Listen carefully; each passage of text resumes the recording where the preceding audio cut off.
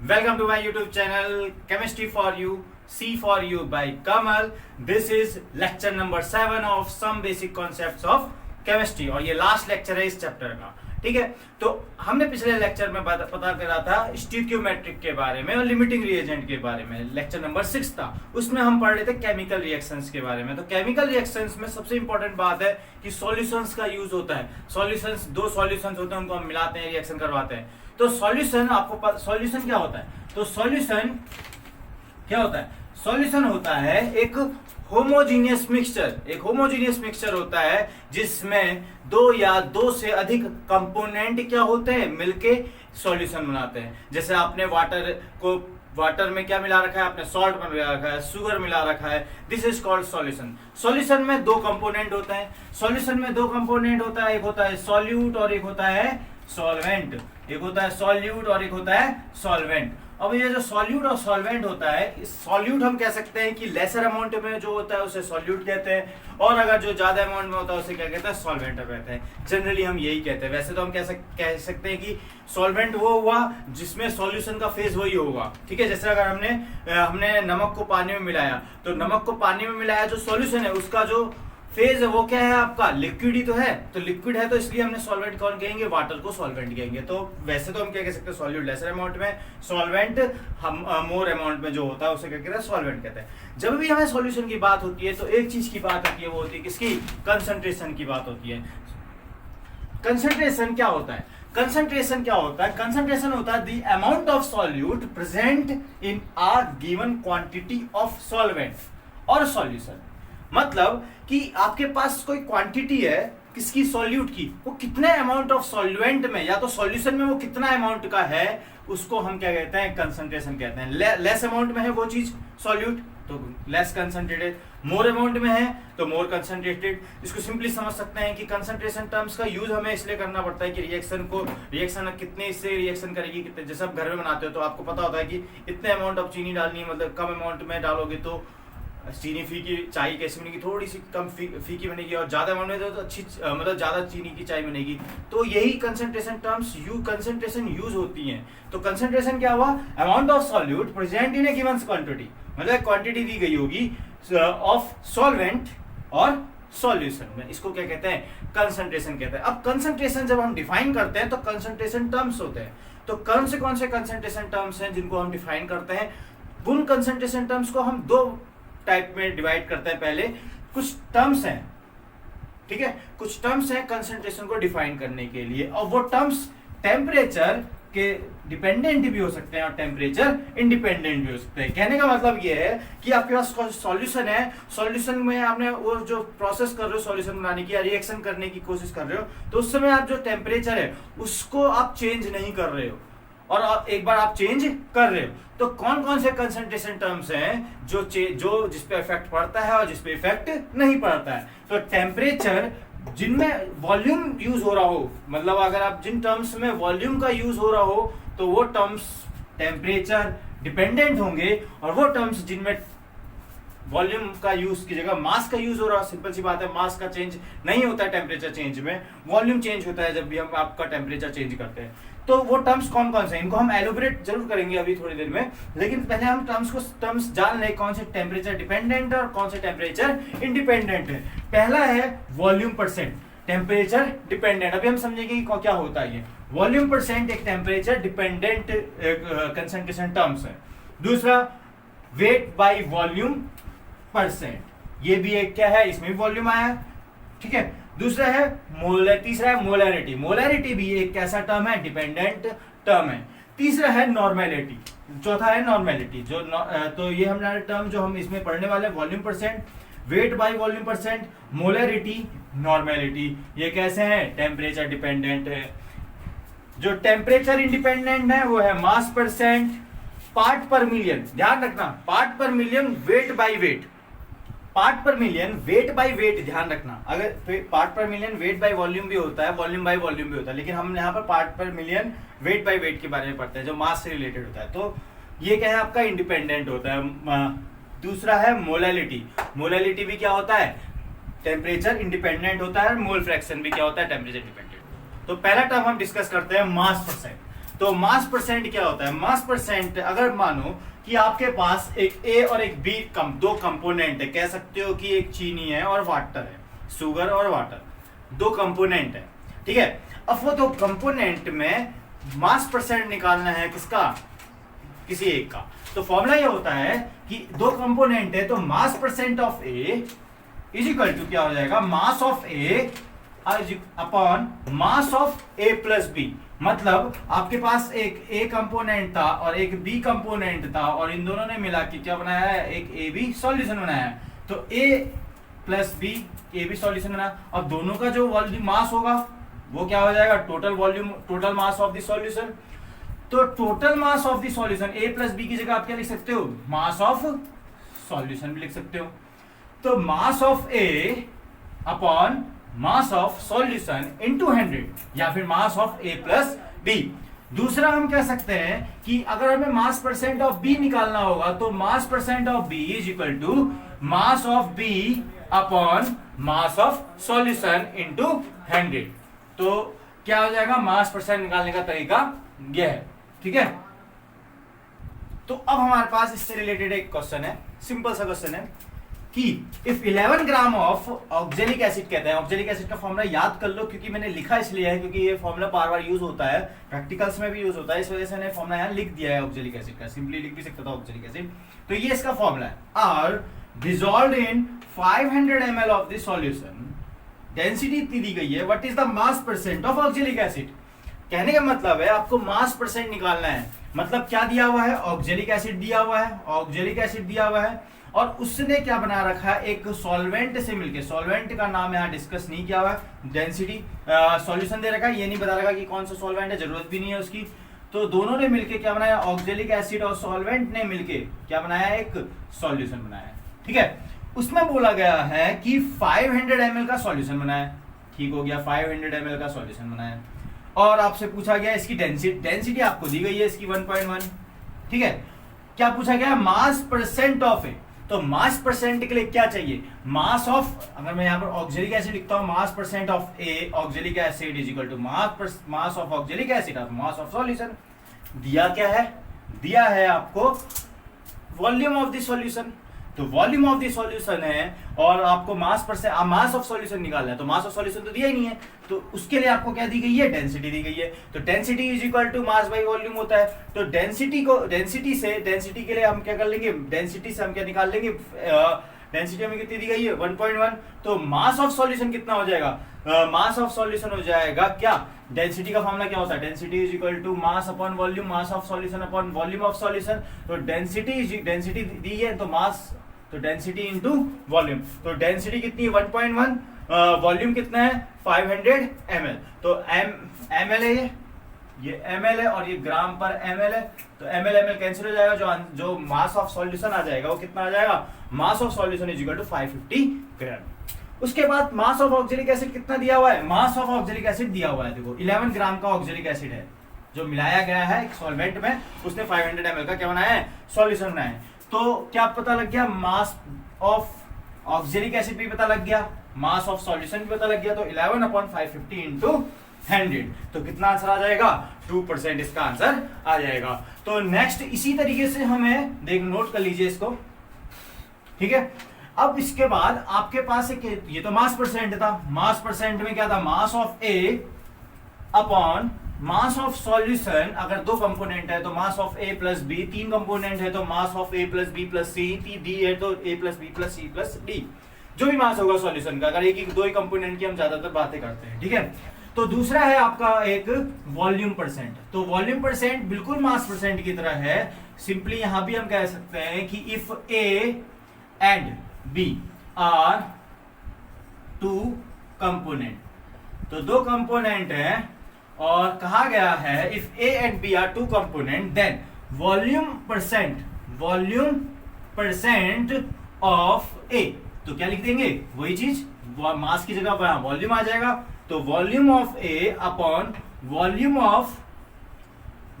Of A plus B, या तो क्या कह सकते हो? Volume of solution into 100। ये टर्म मैंने आपको बताया था कि ये टेम्परेचर डिपेंडेंट होगा क्योंकि ये वॉल्यूम से रिलेटेड है। तो नेक्स्ट है मास या फिर वेट बाय मास पर वॉल्यूम परसेंट, मास पर वॉल्यूम परसेंट। इससे रिलेटेड क्वेश्चन कर लेते हैं। जैसे मैंने बोला कि 5 ml का अल्कोहल है इथेनॉल है 5 ml का, और उसको डिसॉल्व किया गया है 10 ml ऑफ वाटर, जो एक सॉल्वेंट है। ठीक है, इन्होंने क्या मिलाया है, सॉल्यूशन बनाया है। और जब इन्होंने सॉल्यूशन बनाया है तो पूछा गया ये है कि बताइए कि C2H5OH मतलब अल्कोहल का परसेंटेज, वॉल्यूम परसेंट क्या होगा। तो वॉल्यूम परसेंट ऑफ C2H5, इसको कहते हैं इथेनॉल, C2H5 हो जाएगा 5 ml। Mass of volume of solution कितना होगा, वॉल्यूम ऑफ सॉल्यूशन 10 + 5 होगा, 15 ml हो जाएगा। ठीक है, तो कितना आ जाएगा 15 ml इंटू 100, तो कितना आ जाएगा ये 33.33%। तो आपका कौन वॉल्यूम परसेंट कैसे निकालते हैं समझ में आ गया। नेक्स्ट है मास बाय वॉल्यूम परसेंट। तो मास बाय वॉल्यूम परसेंट में मास ऊपर होगा और वॉल्यूम क्या होगा, नीचे होगा। मास बाय वॉल्यूम परसेंट, इसमें क्या होगा, mass by volume percent of solute निकालना है तो, या फिर ए निकालते हैं तो क्या लिखेंगे, मास ऑफ ए, इसको बिठा देता हूं, मास of A upon volume of solution, ध्यान रखो वॉल्यूम ऑफ सॉल्यूशन इनटू 100। तो ये तो था आपका मास बाय वॉल्यूम परसेंट। ठीक है, तो ये था आपका mass by volume percent. Next term है हमारा मोलरिटी। मोलरिटी में क्या फॉर्मूला होता है, मोलरिटी इज इक्वल टू होता है, मोलरिटी बहुत इंपॉर्टेंट टर्म है जब आप क्या कहते हैं प्रैक्टिकल करोगे या फिर जब भी हम क्वेश्चन रिलेटेड, इससे रिलेटेड कभी करेंगे, सॉल्यूशन रिलेटेड बहुत इंपॉर्टेंट क्वेश्चंस होंगे इससे। और इससे रिलेटेड ध्यान रखना हर तरीके के क्वेश्चंस होंगे कि अगर आपका इस तरीके का क्वेश्चन आएगा मोलरिटी रिलेटेड, इसमें आप लिमिटिंग रिएजेंट वाला क्वेश्चन भी कर सकते हो, स्टोइकियोमेट्रिक रिलेटेड भी क्वेश्चंस होंगे, वो मैं आपको बताऊंगा आगे। तो समझ लेना मोलरिटी का बहुत ज्यादा इंपॉर्टेंट यूज है। मोलरिटी होती क्या है, मोलरिटी होती है number of moles of solute, ध्यान रखना number of moles of solute. और number of moles of solute, moles का फॉर्मूला क्या होता है, given mass upon molar mass. तो number of moles of solute is equal to given mass upon molar mass, ये तो आप दिमाग में बैठाए रखना।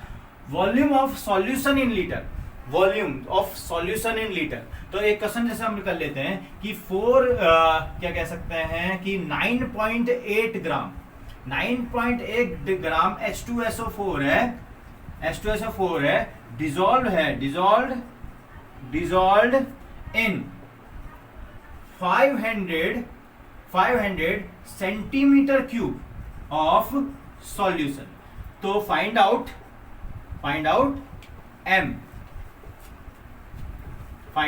M, मतलब 9.8 ग्राम ऑफ H2SO4 है, वो डिसॉल्व है कितने ml सॉल्यूशन में, ml। अब इतना ध्यान रखना 1 centimetre cube is equal to क्या होता है, 1 ml होता है, और 1 लीटर इज इक्वल टू क्या होता है, 10³ 3 ml होता है। तो 1 लीटर इज इक्वल टू कितना हो जाएगा, 10³ 3 सेंटीमीटर क्यूब भी हो जाएगा। तो सिंपली कह सकते हो कि अगर आपके पास क्या है, मोलरिटी निकालने जाओगे तो आपको number of moles of H2SO4 निकालने पड़ेंगे। क्या निकालना पड़ेंगे, number of moles of H2SO4। तो हम पहले लिख लेते हैं number of moles of H2SO4। तो number of moles of H2SO4 कितना हो जाएगा, गिवन मास कितना है 9.8 इंटू अपॉन क्या होगा, इसका मोलर मास H2SO4 का मोलर मास क्या है 2 इंटू 1 2 ही रहेगा, प्लस 32 प्लस 64 16 इंटू 4। तो क्या हो जाएगा, इसका मोलर मास 98 हो जाएगा। कितना होगा, 4 to 6 6 to 8 98। तो कितना हो जाएगा 98। तो अगर आप इसको बढ़ाओगे तो क्या हो जाएगा, ये 1/20। ठीक है, तो 1/20 हो जाएगा ये। ठीक है, अब हम आते हैं किसमें, molar volume of solution in litre. Volume of solution in litre में होना चाहिए, इन लीटर होना चाहिए। किसमें है ये, ml में है, लीटर में होना चाहिए। ठीक है, तो कितना है 250 सेंटीमीटर क्यूब है, 250 ml है। तो ml को लीटर में चेंज करने के लिए क्या करना पड़ेगा, सेंटीमीटर क्यूब को मतलब ml ही होता है, तो 1000 हो जाएगा डिवाइड। तो कितना आ जाएगा ये, सॉरी कितना है ये 500 है, 250 नहीं है 500 सेंटीमीटर, 500 है ना, तो 500 हो जाएगा। तो इसमें कितना जाएगा 1/2 सेंटीमीटर Q। अब निकाल लेते हैं molarity. Molarity number of moles of solute 1/20 upon volume of solution in litre 1/2। तो कितना आ जाएगा 1/20, तो 2 पर चला जाएगा 2 × 2, तो कितना आ जाएगा 0.1। अब देखो यूनिट क्या होगी, ये कितना हो जाएगा, ये 10 हो जाएगा तो 0.1। अब 0.1 तो आ जाएगा, अब 0.1 आ गया। अब देखो क्या करते हैं, देख लेते हैं, ठीक है 0.1 आ जाएगा। अब यूनिट क्या होगी, number of moles of solute की यूनिट क्या होती है, मोल होती है। लीटर की यूनिट होती है, तो यूनिट क्या हो जाएगी, मोल पर लीटर होगी। तो 0.1 मोल पर लीटर होगी। इसका आंसर क्या होगा 0.1 मोल पर लीटर, ठीक है। लेकिन सिंपली हम इसको इस तरीके से भी लिख सकते हैं 0.1 एम।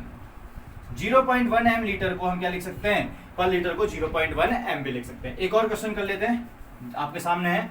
एक सॉल्यूशन है, डिसॉल्व होता है। एक solution is prepared by dissolving 18.25 gram of NaOH in distilled water to give 200 ml of solution.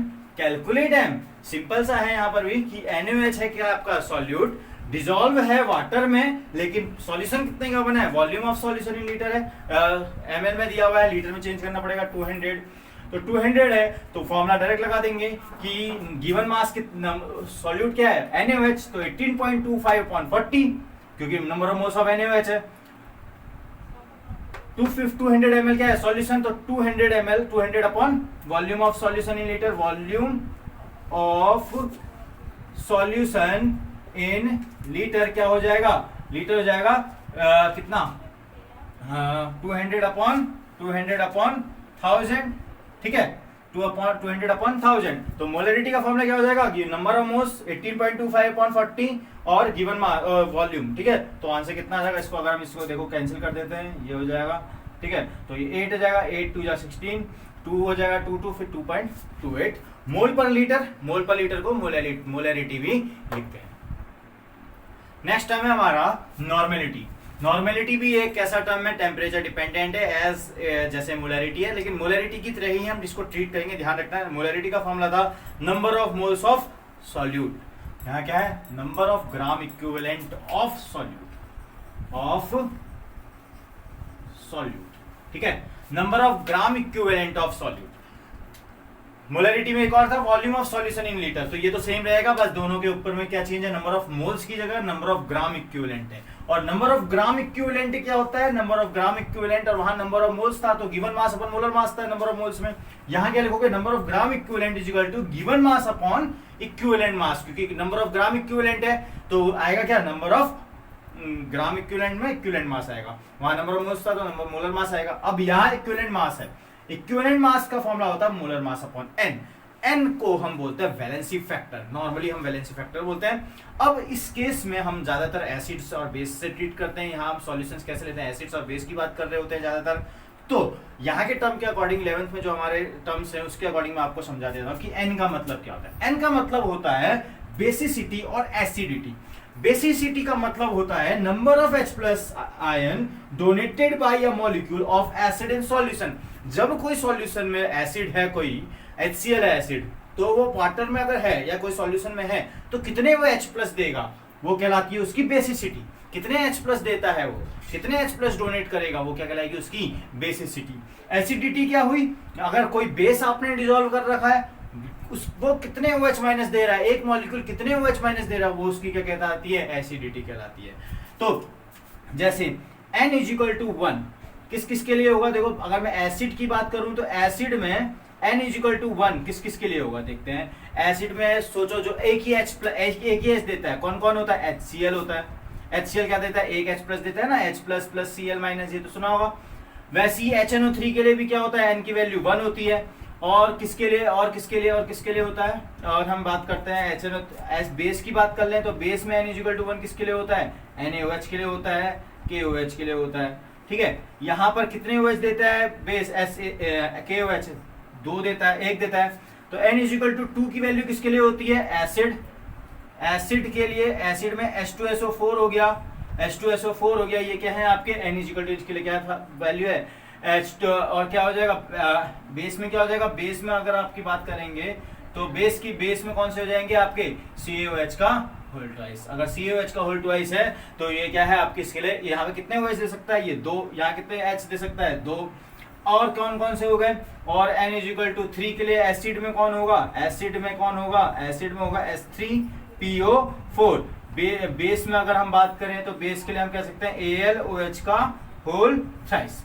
तो इनके लिए जो वैल्यूज हैं वो ये होंगी N की। तो बाकी अगर एक चीज ध्यान दोगे, अगर किसी की N की वैल्यू 1 होती है, तो उसके लिए बेसिस देखो ये N 1 हो जाएगा तो ये मोलर मास यहाँ आ जाएगा, तो गिवन मास अपन मोलर मास से हो जाएगा, तो बिल्कुल किसकी तरह हो जाएगा आपका मोलरिटी की तरह हो जाएगा। मोलरिटी में भी तो ये फॉर्मूला, अगर N 1 होगा तो N डिफरेंट है तो नॉर्मेलिटी अलग हो, मोलरिटी अलग है।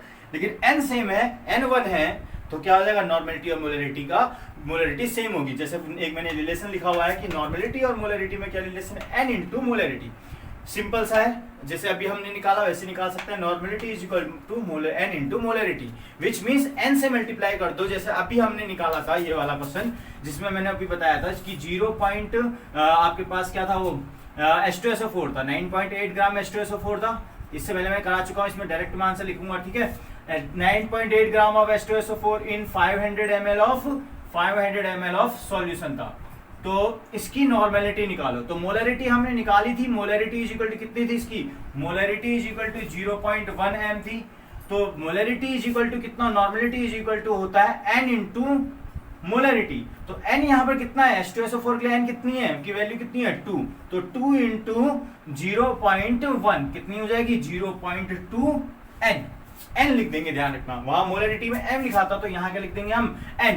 तो देखो यूनिट देख लेते हैं, देखो मोल्स था ऊपर तो मोल्स किया था, यहाँ पर क्या लिखेंगे ग्राम इक्विवेलेंट अपॉन पर लीटर। तो ग्राम इक्विवेलेंट पर लीटर को हम क्या लिखते हैं 0.2 मतलब N लिखते हैं, ठीक है। तो ये है आपका नॉर्मेलिटी। अगर समझ लो, अगर यहाँ पर मैंने एक क्वेश्चन ऐसे दिया नहीं होता, अब लिख लेता था आपने ऐसे बेस, ये दिया होता कि 4 ग्राम ऑफ NaOH किसमें डिजोल्व किया गया है,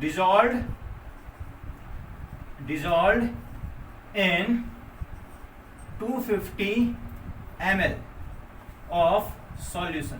तो वही करेंगे, मैं डायरेक्ट कर रहा हूं, मोलरिटी निकाल लेते हैं, नॉर्मेलिटी निकालना है, मोलरिटी निकालना है, नॉर्मेलिटी निकालना है। तो क्या हो जाएगा, गिवन मास कितना है 4/40, 40 क्या है molar mass, number of moles of solute upon volume of solution in litre, तो 250 अपॉन 1000, तो कितना कर देंगे 1000, हम 4 इंटू 1000 अपॉन 250 इंटू 40, ठीक है, 4 इंटू 250 तो कितना आ जाएगा, ये 4, ये कितना आ जाएगा 10, ये कितना आ जाएगा 0.1 m। अब ध्यान दो, molarity normality is equal to N into molarity होता है, तो N की वैल्यू कितनी होती है यहाँ पे, NaOH कितने हैं OH है देने के लिए 1, तो 1 इंटू M 0.1 M, तो 0.1 हो जाएगा, तो कितना हो जाएगा आपका 0.1 M। तो क्या है रिलेशन, ये समझ में आ गया आपको। नॉर्मेलिटी और मोलरिटी को आप क्या कर सकते हो, एक तरीके से काम, एक ही तरीके से चीज सोच सकते हो। मोलरिटी के बारे में, तो मोलरिटी का फॉर्मूला होता है, मोलरिटी को स्मॉल m से डिनोट करते हैं, ठीक है। मोलरिटी का फॉर्मूला होता है number of moles of solute, number of moles of solute बिल्कुल सेम मोलरिटी की तरह होता है, लेकिन यहां अलग होता है मास ऑफ सॉल्वेंट। ध्यान रखना, सॉल्वेंट इन केजी है, mass of solvent in KG. तो यूनिट क्या हो जाएगी, मोल पर केजी, और सिंपली हम स्मॉल m से डिनोट करेंगे। वैसे जहां मोलरिटी को capital M, small n, small capital M, molarity को कैपिटल N करते हैं, नॉर्मेलिटी को वैसे स्मॉल m से डिनोट करेंगे, किसको, मोलरिटी को। तो एक क्वेश्चन कर लेते हैं जरा हम इसमें, तो क्या है वो कि एक मोलरिटी आपको फाइंड आउट करनी है 20.7 K2CO3 की, जो 500 ml ऑफ सॉल्यूशन में डिजॉल्व है, और उसकी डेंसिटी क्या एज्यूम की गई है, वो वाटर है आपका सॉल्वेंट यहाँ पर। तो वाटर है आपके पास सॉल्वेंट यहाँ पर, डेंसिटी ऑफ वाटर दी गई है, ठीक है, डेंसिटी ऑफ वाटर दी गई है कितनी 1 ग्राम पर ml, मतलब K2CO3 सॉल्यूट है और क्या है आपका सॉल्वेंट क्या है, वाटर है, ठीक है। अब बात यह है कि आपको क्या चाहिए, number of moles of solute. तो number of moles of solute के लिए हम number of moles of solute कैसे निकालेंगे, तो मास ऑफ K2CO3 कितना दिया हुआ है, 20.7 दिया हुआ है, 20.7 आपका मास दिया हुआ है। Number of moles molar mass of K2CO3 कितना निकलेगा, 138 ग्राम पर मोल होता है। तो कैलकुलेट कर सकते हो आप, प्लस कर सकते हो, नंबर ऑफ मोल्स निकल आएगा 0.15 निकल आएगा। अब बात यह है कि अब है mass of solvent in KG. ध्यान रखना सॉल्यूशन का वॉल्यूम नहीं, सॉल्यूशन का कुछ नहीं, मास ऑफ सॉल्वेंट। अब मास ऑफ सॉल्वेंट के लिए आपको देखो, मास ऑफ सॉल्वेंट के लिए क्वेश्चन क्या दिया हुआ है, देखो मास नहीं दिया, वो वॉल्यूम दिया हुआ है सॉल्यूशन का और डेंसिटी दी गई है। तो डेंसिटी दी गई है और क्या दी गई है, डेंसिटी दी गई है और आपको क्या दी गई है, वॉल्यूम दिया गया है। तो वॉल्यूम वही डेंसिटी पर वॉल्यूम होता है। देखो अब हम निकाल लेते हैं ना, मास ऑफ सॉल्यूशन तो कितना हो जाएगा, mass of solution is equal to कितना हो जाएगा, डेंसिटी इनटू वॉल्यूम। तो डेंसिटी आप वॉल्यूम कितना दिया गया है 500 ml, डेंसिटी कितनी दी गई है 1 ग्राम पर ml। तो ml से ml कट जाएगा तो आंसर कितना आ जाएगा, वो कितना है, मास ऑफ सॉल्यूशन कितना आ जाएगा 500 ग्राम। लेकिन ग्राम में है, लेकिन सॉल्यूशन का मास है, तो सॉल्यूशन का मास नहीं चाहिए हमें, हमें चाहिए किसका मास, सॉल्वेंट का मास। तो अभी आपने देखा कि मास ऑफ सॉल्वेंट कितना था, 20.73 मतलब 20.7 K2CO3 है और उसने सॉल्वेंट से मिलके कितने ml का मास बनाया, ये निकल के जो मास है वो कितना है, सॉल्वेंट का मास मिला के कितना है 500 ग्राम। तो सॉल्वेंट लिख सकते हैं, वाटर नहीं लिख सकते तो सॉल्वेंट लिख देंगे। यहाँ पर हम कह सकते हैं assuming the density of solution, तो 500 ग्राम आया। तो 500 ग्राम आया, तो अगर हम इस वैल्यू को इस वैल्यू से माइनस कर देंगे तो सॉल्वेंट का मास आ जाएगा। तो सॉल्वेंट का मास कितना आ जाएगा, सॉल्वेंट वाटर कह सकते हैं तो सॉल्वेंट कह देते हैं यहाँ पर। तो सॉल्वेंट का मास कितना आ जाएगा 479.3। इसको किस में चेंज कर देते हैं, किलोग्राम में चेंज कर देते हैं। तो 479.3 अपॉन 1000 क्या हो जाएगा, ये किलोग्राम हो जाएगा। तो मोलैलिटी का फॉर्मूला क्या होता है आपको पता ही है, number of moles. Number of moles कितना ये है, amount of weight of mass of solvent, तो 479/3 इंटू 1000। तो आंसर क्या जाएगा 0.313 या फिर इसको 0.313 क्या लिखेंगे, स्मॉल एम से नोट करेंगे। ये है आपका क्वेश्चन मोलैलिटी से रिलेटेड। ठीक है, अब हम नेक्स्ट टर्म पढ़ते हैं, वो है आपका मोल फ्रैक्शन। मोलैलिटी मैंने आपको पहले ही बता दिया था कि मोलैलिटी एक कैसा टर्म है, टेम्परेचर इंडिपेंडेंट टर्म है। नेक्स्ट टर्म भी वैसी है, टेम्परेचर इंडिपेंडेंट, जो है आपका मोल फ्रैक्शन। तो मोल फ्रैक्शन,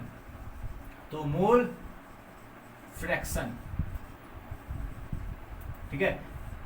तो मोल फ्रैक्शन का फॉर्मूला कैसा होता है, मोल फ्रैक्शन जैसे अगर हमारे पास आया कि if A and B are two component, ठीक है, अगर दो कंपोनेंट है तो हम कह सकते हैं मोल फ्रैक्शन